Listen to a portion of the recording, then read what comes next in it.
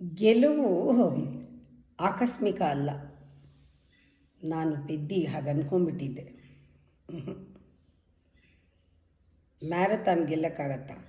ಅದು ಆಕಸ್ಮಿಕವಾಗಿ ಇಲ್ಲ. ಒಲಿಂಪಿಕ್ ಆಕಸ್ಮಿಕ ಅಲ್ಲ.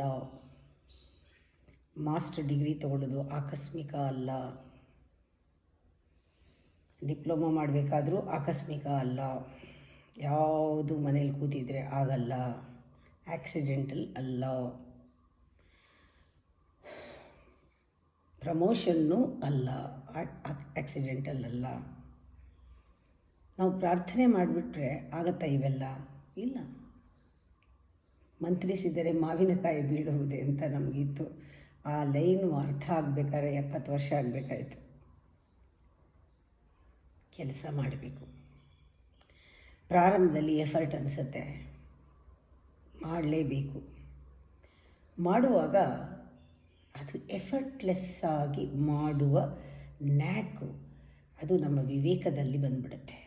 ಯಾರಿಗೆ ಕೆಲಸದಲ್ಲಿ ಆಸಕ್ತಿ, ಆನಂದ, ಖುಷಿ, ಉದ್ದೇಶ, ಗುರಿ, ಡಿಸಿಷನ್ ಪವರ್ ಎಲ್ಲ ಬರೋಕ್ಕೆ ಶುರುವಾಗುತ್ತೆ.